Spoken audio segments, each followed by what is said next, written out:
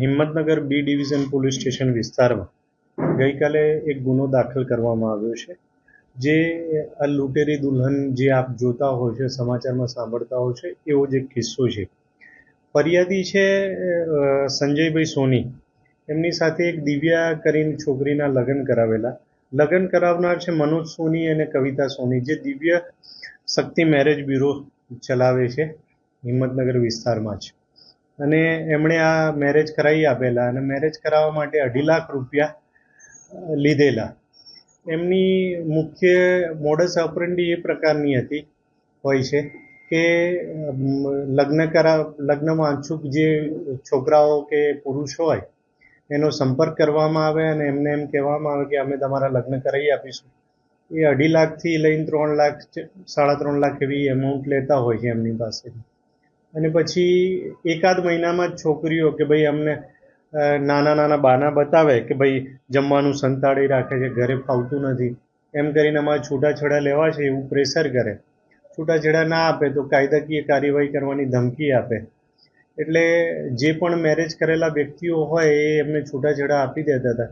અને આવી રીતે આ જે મનોજ સોની છે અને કવિતા સોની છે, દિવ્ય શક્તિ મેરેજ બ્યુરો ચલાવતા હતા. વિરેન્દ્ર અને જ્યોતિબેન વણઝારા કરીને છે, જે સુરત અને ઇન્દોરના રહેવાસી છે, એ એજન્ટ તરીકેની ભૂમિકા નિભાવતા હતા. અને દિવ્યા, વંદના, લક્ષ્મી, અનિતા અને કોમલ, જે મહારાષ્ટ્ર ને જુદી જુદી જગ્યાની રહેવાસી સ્ત્રીઓ છે, એ આ લગ્ન કરતા હતા.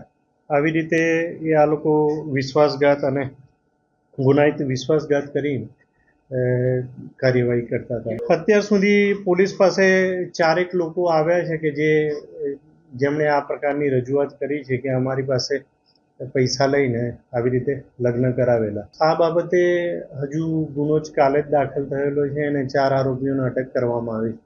આ બાબતે વધુ તપાસ ચાલુ છે અને જો બીજી કોઈ પણ જગ્યાએ એમણે આ પ્રકારની પ્રવૃત્તિ કરી હશે તો ત્યાં પણ કાયદાકીય કાર્યવાહી કરવામાં આવશે. રકમ જ્યારે જે મેં પહેલાં કીધું એ પ્રમાણે 2.5 લાખથી લઈને કોઈ પાસે 2.5 લાખ લીધી છે, કોઈ પાસે 4.5 લાખ લીધી છે.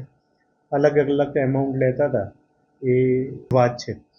રહી વસ્તુ આ જે દિવ્ય શક્તિ મેરેજ બ્યુરોના સંચાલક છે મનોજ સોની અને કવિતા સોની, હસબન્ડ વાઈફ છે. અને એ લોકો આ મેરેજ બ્યુરો ચલાવતા હતા અને આવી રીતે લોકોને શોધી લાવતા. અત્યાર સુધી તપાસમાં એવું કંઈ આવેલું નથી. એ વધુ તપાસ ચાલુ છે. જો એવું આવશે તો પછી કાર્યવાહી થશે.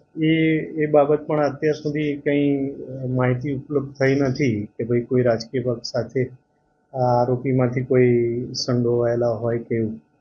પણ બની શકે છે કે કોઈ રાજકીય પક્ષ સાથે એ લોકો જોડાયેલા પણ હોઈ શકે.